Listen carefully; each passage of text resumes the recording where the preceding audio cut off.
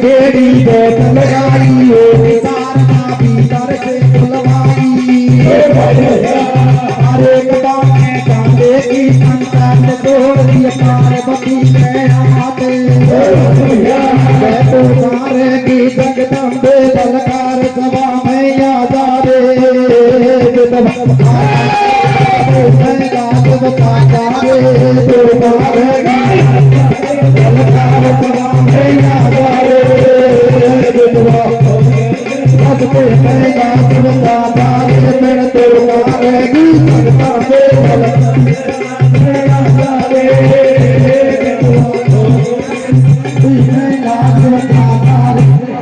जुड़ाती भाभी ने पंचायत बेड़ी होगी साधु जात रे क्रिया सब हो जाई ने बेड़ा जुड़गा मामा के घरे बेड़ी बहुत लगाई होगी शारदा भीतर से बुलवाई बाने झांटे की पंचायत जोड़ दिए पार्वती के सजनों शारदा की बजाय गांव की पंचायत जुड़ा लेती है। शारदा के घर में गांव के पंच पटेल आ जाते हैं, बहुत से लोग इकट्ठे हो जाते हैं। जब पंच पटेल फैसला करते हैं कि पहले शारदा को ही बुलाओ, उसी से पूछते हैं कि पुत्र कहां से लेके आई है। सजनों जैसे ही शारदा को आवाज देके भीतर से बाहर बुलाते हैं, जब शारदा अपने घर से बाहर निकल के देखती है तो उसके बाहर गांव की पंचायत जुड़ी हुई थी। बहुत से लोग इकट्ठे हो रहे थे। इस प्रकार के सीन को देखकर के शारदा घबरा जाती है और मां पार्वती से कहती है कि भगवती तुमने मुझे पुत्र तो दे दिया, लेकिन इसे क्या हुआ? तो देखिए सजनों शारदा किस प्रकार से विचार करती है, क्या कहती है? अरे सुनी जब रात बैर की गिरजा का सलोक में आई, अरे गिरजा का सलोक में आई रहा गाँव की आई, अरे कमा पंचायत गाँव की आई रहा कब आया फैलाई, अरे कमा कब आया फैलाई मैं करती तोड़ा फोड़ी, अरे कगन में करती तोड़ा फोड़ी आधा हुआ साल की होड़ी, अरे कगन कोई ने जगह समझा किरो ये बात करो अरे तलारे कभी ने मतलाओ दशरथ की मत में अरे कसाई का करे अकाला बारी मत छोड़ दो करताई, अरे कजे जाती के कांधों पे लो छोड़ो लो तनके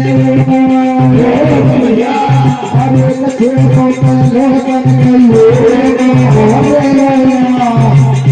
ये बारा में है गुजर उठा लो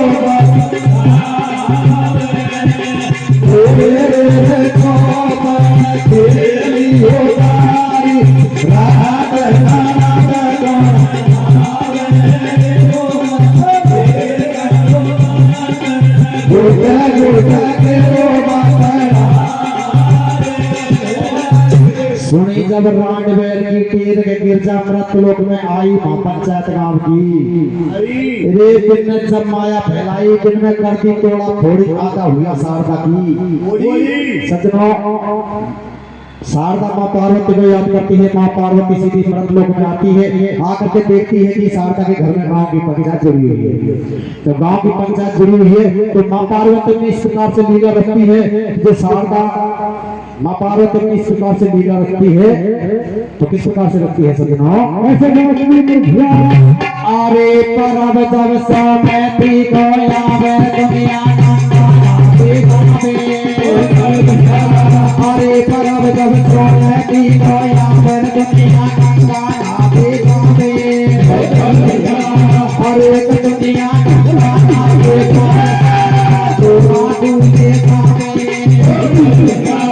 अरे शारदा को लागू के काबर दिन को मिला सती की अरे दिन को मिला सती की कालपना पे ध्यान करो सब जानी अरे कथा पे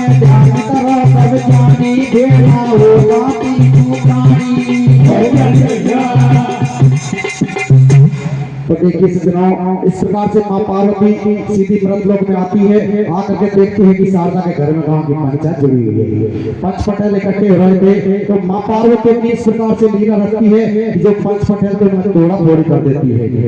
आधे पंच पटेल तो शारदा की ओर हो जाते हैं और आधे पंच पटेल भौजाई की ओर हो जाते हैं। जो शारदा की ओर पंच पटेल होते हैं उनमें से एक पटेल खड़ा होकर के कहता है कि लारे धमिन के मत लागो, दशरथ फिरो अवध में आयो, रे संख्या करे 18 भाई पामद छोड़ पर गुजरे, बेजाती के फंदो फेंको छोड़ो बेलोचन के।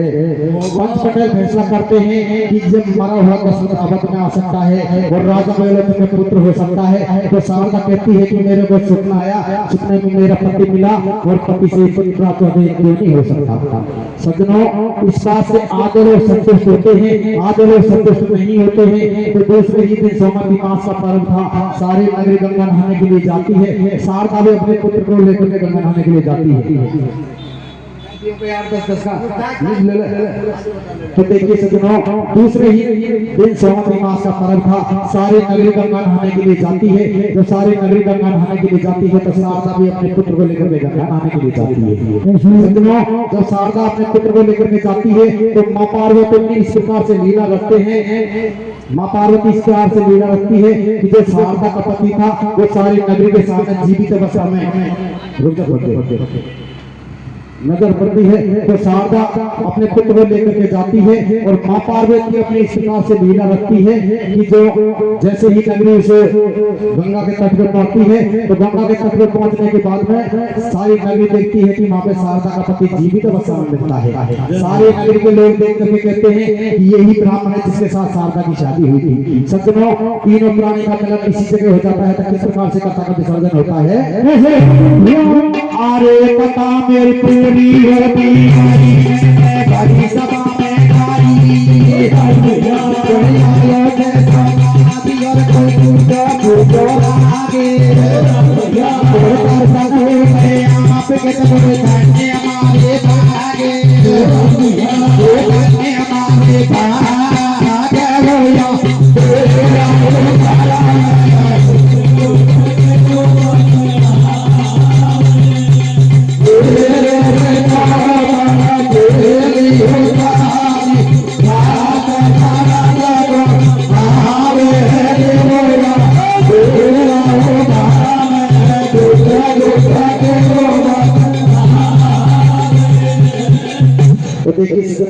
इस प्रकार से शारदा और शारदा का पति तीनों एक जगह हो जाते हैं। शारदा की भौजाई शारदा से माफी मांगती है, पता का विसर्जन इसी जगह हो जाता है। तो बोल शंकर भगवान की जय।